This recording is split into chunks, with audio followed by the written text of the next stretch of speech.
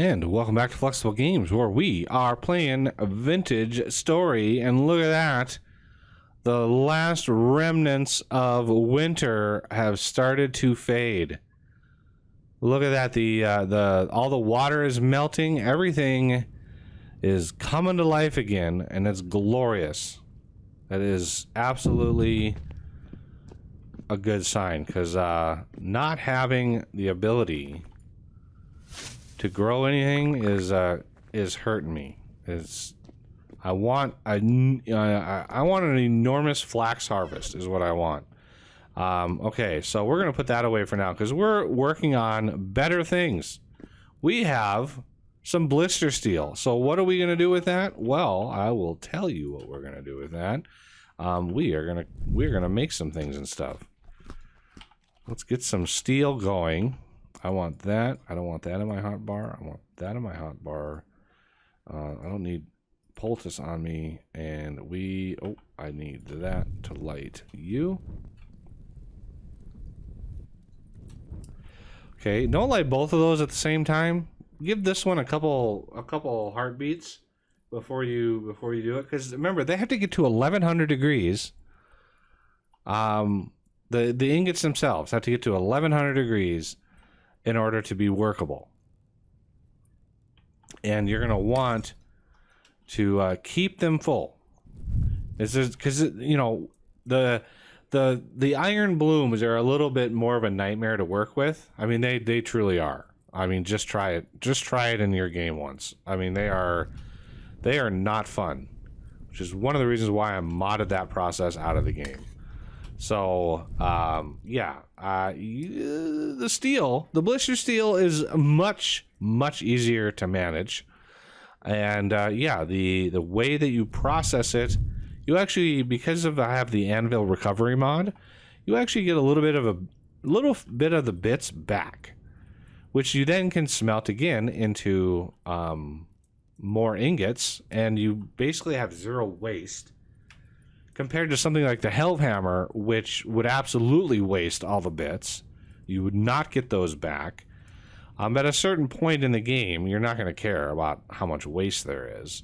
Certainly not. Alright, as soon as this gets close, boom, put that down, get this, and basically what you do is you just trim that off. The slag comes off pretty fast. Okay, that can go up.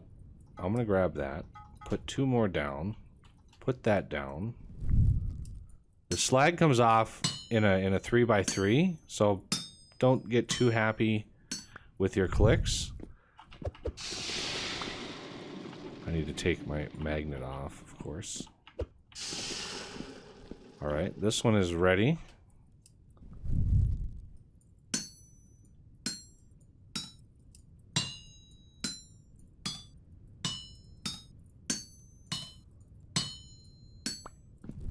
Grab the next, put two more on.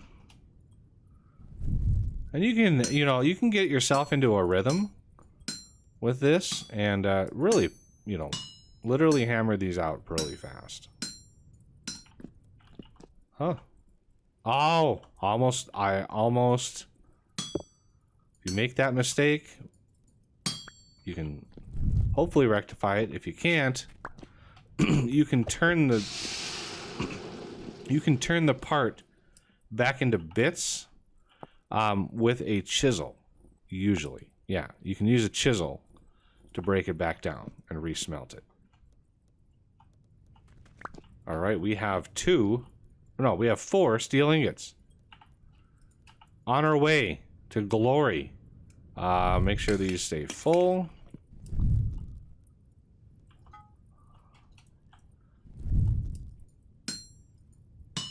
Oh, I need to do that mode. It doesn't really work to rush this process, so I would highly suggest, just taking your time. You might use a little bit more charcoal, and that's why I built a second forge.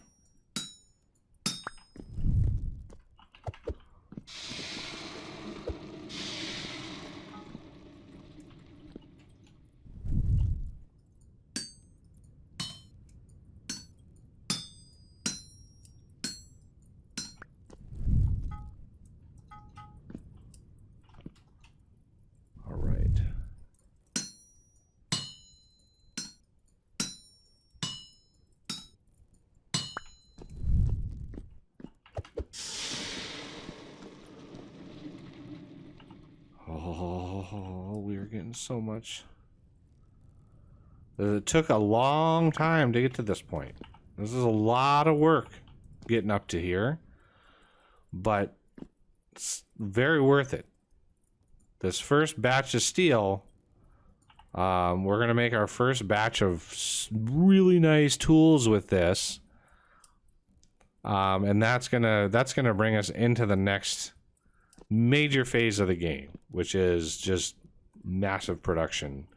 And, you know, maybe a little automation. I really want to get into QP Tech, and see how that is doing.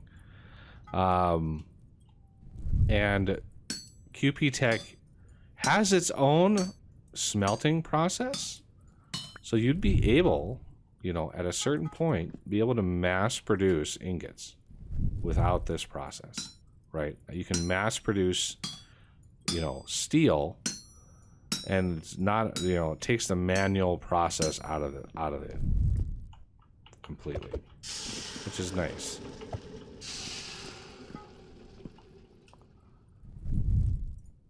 But it takes a lot of work to get there. A lot of crafting, a lot of smithing. It's going to be an immense amount of smithing. Oops. See, I made a mistake there. That was not ideal. Alright, so we can let one of these die, and we're going to let that one die, but we want this one, the one closer to me, to remain, because we still need to smith some tools.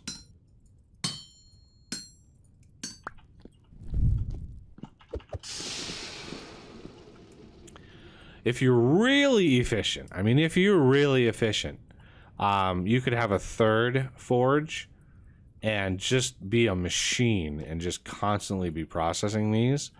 I tend to make more mistakes when I try to rush like that, and especially if I'm recording, I don't like doing that. I don't like making a whole lot of mistakes just because I'm in a hurry. But this is part of the process. Probably the only time that I show the process of blister steel on camera, but you all need to see what it entails. So next time you see me with another batch of 16, you know what went into it. Okay, so now I'm going to put normal steel back on there.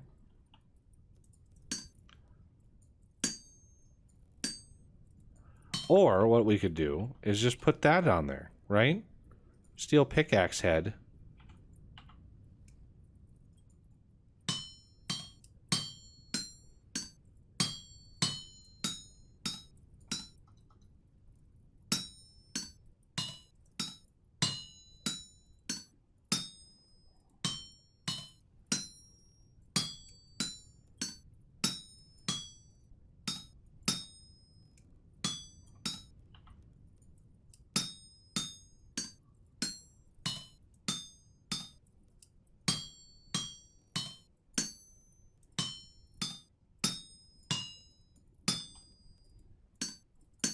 And that.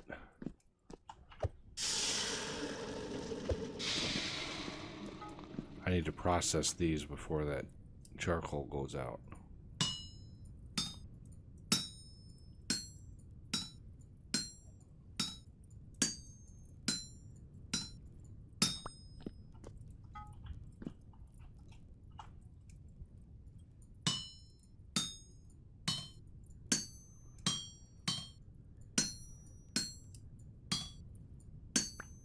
Okay.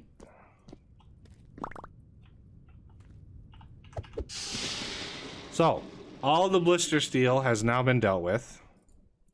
You can see we got some steel bits, and we got 33 blister steel. That is a whole nother ingot. That right there is a whole ingot of blister steel. So we have, because we processed it by hand, we get, instead of 16 ingots of steel, we get 17 ingots of steel.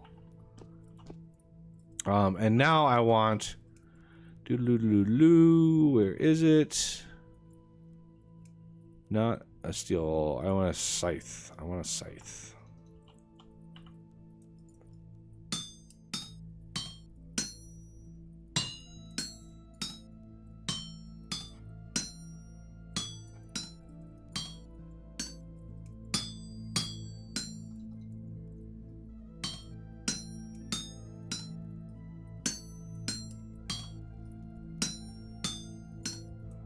Oh.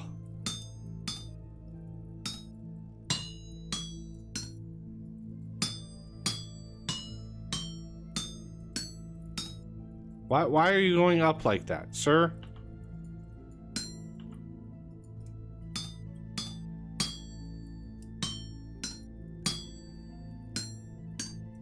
Might as well just follow one down the line here. There we go.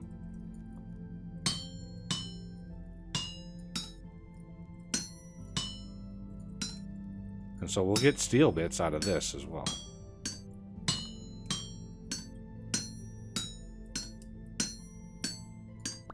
Point. There's a scythe.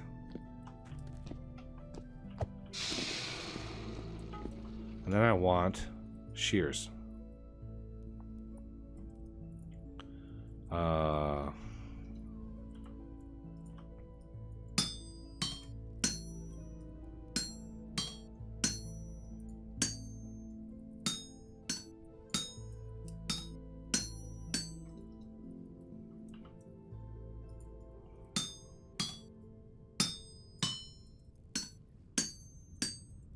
There we go.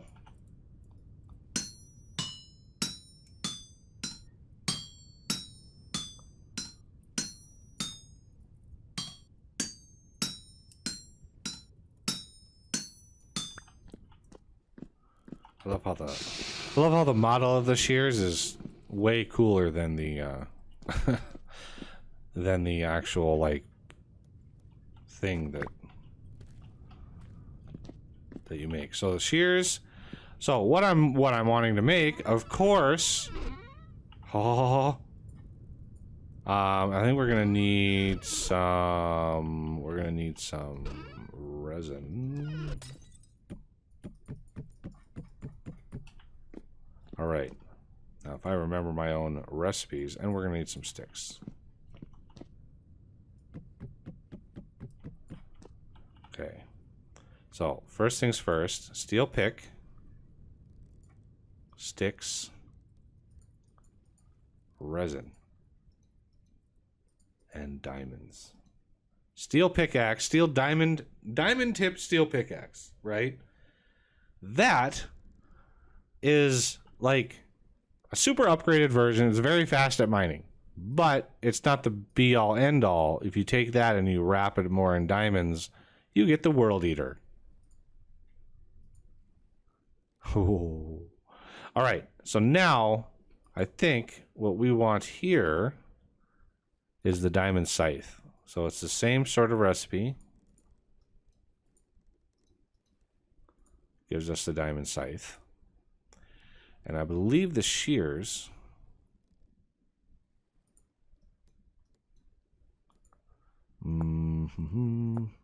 Oh. And then resin. All right. This is the glorious day. I have been waiting for this day in this game ever since I started the series. Because these tools are game changers. And you see how far in the series we are. So they're not, you don't get them instantly. So that's a whole nother ingot of steel right there. And this is a whole nother ingot of blister steel right there. And then if we make more tools with these things, it's even better. So let's show what these glorious tools are that I spent so much time making. Let's, take a nap first. So it's actually daytime. Daytime is good. I like daytime. Then you can actually see things and stuff. So it's always beneficial. And I think you can hit shift to wake up early. No, maybe not. I don't know. Okay, so the diamond scythe, just like the regular scythe, only if you look up in the corner, you see a 3, right? The 3 indicates it'll do a 3x3. You hit F, and you can go to 9x9. Wink.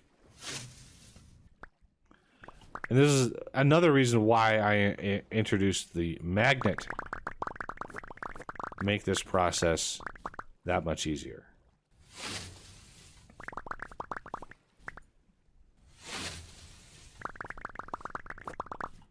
So yeah, grass for days, by the way.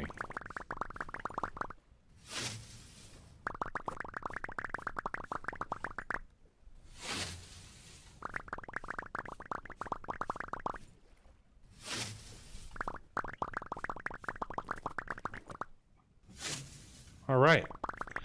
And that's why I didn't do that before, because that job made a lot easier. The diamond scythe made that job really easy, which is why if you look at the exact centering here, these are 9 by 9, because after these all grow, I can just point at the middle one and it'll get all of them all the way around. All right. So how about the shears? What do the shears do?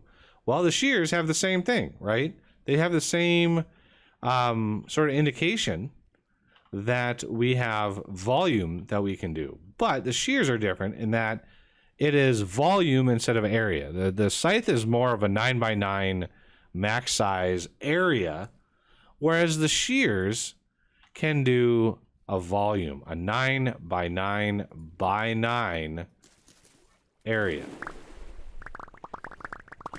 So they can clear an immense amount of leaves very, very quickly. These all oaks? Oh, I actually need oaks for more leather processing, so that's glorious. Excellent. And that's a purple heart. I think I planted that a long time ago. Maybe I didn't. I don't know. But it gives you sticks for days.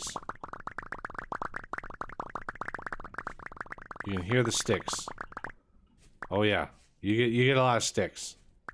You will not be short of sticks with the diamond shears. So now, what about the world eater? What do we do about this? Well, let's go back really quick and put some of this stuff away for reasons. Grass. Just enough space for that. Sticks can go away. And what else do I have? Oh yeah, plant miscellaneous. And we're doing pretty good there. Ooh, there's a purple heart seed. Okay. Now, what do we want to do with the world eater? I love this. I love this tool. I do.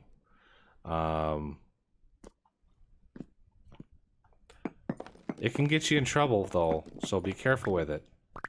It mines really fast. You know, it mines fast, right? But it also does area. Okay, and when you do area, you notice there weren't drops on the ground, right? Because what I have to do when you mine, especially when you mine in a large area, when you mine a big volume, the drops on the ground become so many, so fast that it lags your game out. So I directly insert them. If you see the thing on the bottom of my screen, 123, 190, and so I basically grab all of the drops that would have normally dropped, and I just inject those into your inventory, because otherwise your game would lag out bad. Wow, there's a ton of silver under here. So the other option, you have 1 block, 3x3, 5x5. Vein mine. Vein mine does just what it does. It goes out and it looks for all of the same types of materials that it has. So there's some quartz around here somewhere that I picked up, and I actually need some quartz to make things. Where's the quartz at? Weird. So obviously you can mine a lot really, really fast with this. So if we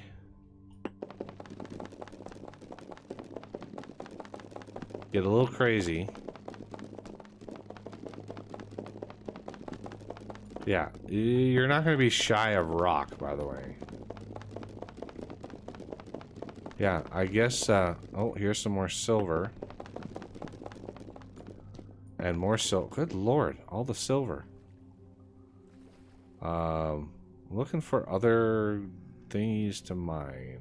Give me some other things to mine. I don't think vein mine work. Yeah, it doesn't work on that. There's some titanium. That's what I needed. Titanium. So there's a whole bunch of titanium. Tin I don't need. Hello, little. Oh my goodness. Is this another? Oh. Ow.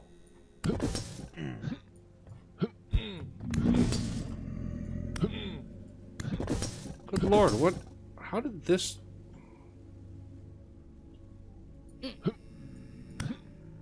Oh my god.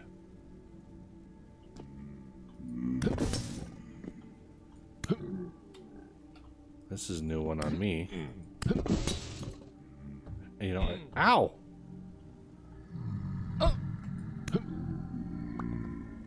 Alright, I'm leaving. You guys don't want me here. I'm leaving. There's some chromium. I don't know if I have enough space for some chromium. But I'm gonna mine it anyway. So you have to use steel with you know, a lot of this stuff. A lot of these advanced materials. Okay, there's some quartz. You see that lag? Yeah, that was a lot of quartz, by the way. So to be fair, one of the things I have to tell you is it doesn't actually it's not mining in the vein, right? It's not going out and detecting in a web all the blocks that connect to any given block, right? That would be way too much lag on the server if I did that. So all I do when you hit a block, right? When you click a block, that event, I grab what block you're hitting. If it's an ore block, I basically build. I grab a chunk of the world that's, you know, has a certain radius from that point,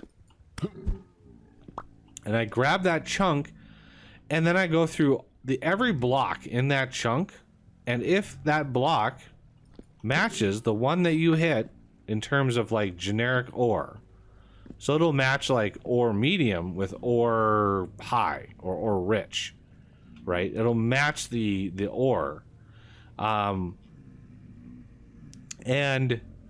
any block again that is included in that,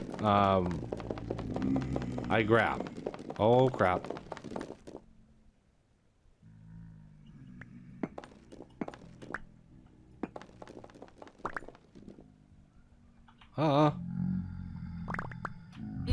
Ow. Okay. Literally. Oh, is this more titanium? It is.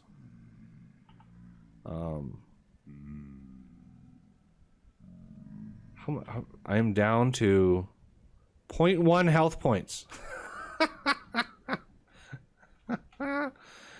Nice. So if you don't have enough space for things in your inventory, it'll dump them on the ground. So just be aware that you want enough inventory space. Alright, so that should have almost filled me up. I want to get out of here. It's funny that I did this and didn't bring my poultices. Wow, am I under a mountain? Good lord. Alright. And I like having the wind generators up because it allows me to see better my world. where my base is. It's a nice little sort of a beacon.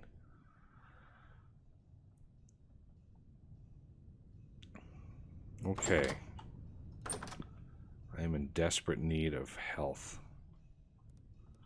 Oh, I did have poultices on me. I thought I put those in a crate somewhere.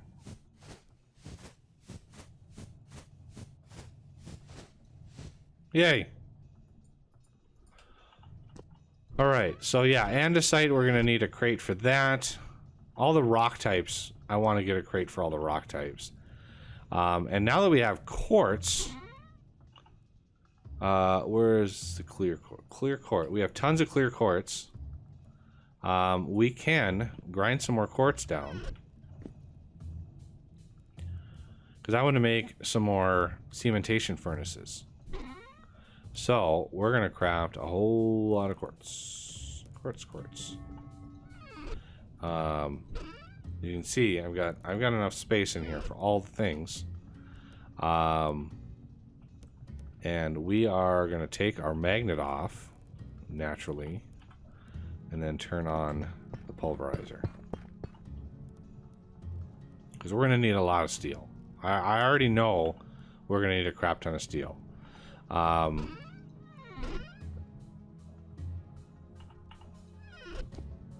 So yeah, resource gathering now not as difficult with that with the World Eater.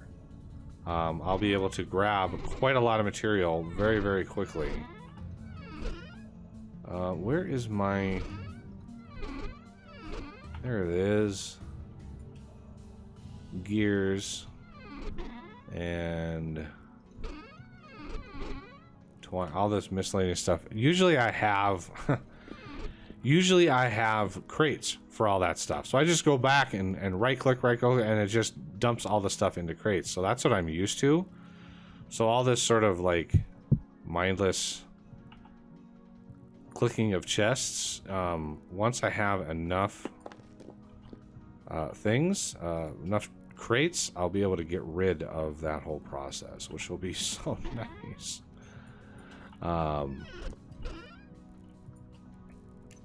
All right, because yeah, I need to get some more bauxite, and again, I thought, oh yeah, turns into two crushed ilmenite.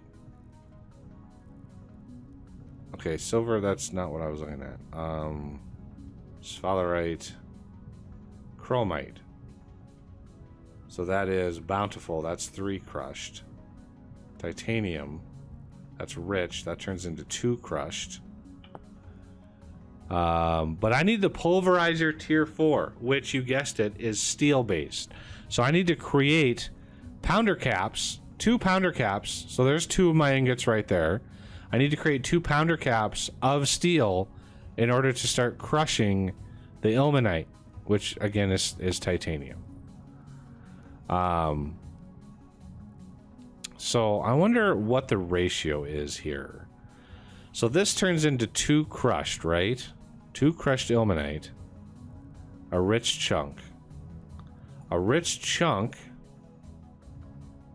is how many nuggets? Is 40. 40 nuggets. That's 2 ingots. That's 2 ingots of titanium, which, if I broke that down, would yield me 20 crushed titanium. Although, I'm just realizing now that refractory bricks, tier 3, crushed ilmenite. Ingredient, yeah, I think this is a different... ingredient. So if we look at the attributes here, this is crushed ilmenite. So if we look at this, crushed ilmenite. Then we look at this and look at this, crushed titanium. Yeah, see? Oh, I'm glad I caught that. Oh, that would have been bad. That would have been so bad. So I think what I'm going to do is take one of these out, and then we're going to just massive amounts. Illuminate, illuminate, illuminate, illuminate, illuminate, illuminate, illuminate, illuminate. We're just gonna make a ton of that stuff. Just an absolute ton. And the rest of this, you know, has to go in here somewhere. So, illuminate, illuminate. That's chromite. There's some more illuminate. There's some more. So I don't want to break these down just yet. Although I am going to break a few of them down because I want a suit of armor, and that is going to be glorious. The armor is what I want most of right now. So we're going to grab. Do I have? Oh, I've got all the chests on me, I guess. I need this, these.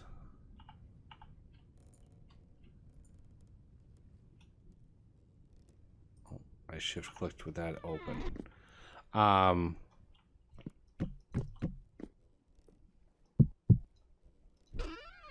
Yeah, I needed to get rid of all that andesite.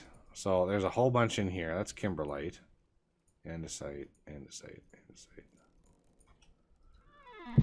I keep the stones in stock because I can just make the rocks whenever I want. But yeah, now there's a whole lot of material. Silver, silver, silver. So I don't know where this quartz came from. I didn't see any quartz when I was digging around. But yeah, I think one of the other types is going to be bauxite, because that is actually used as an ingredient. Plus, it's a really unique looking stone as far as the coloration. So there's some sandstone. So yeah, I want all the different types of stone in here. And we're gonna have all the different types of wood. Like I want a nice collection of all the things.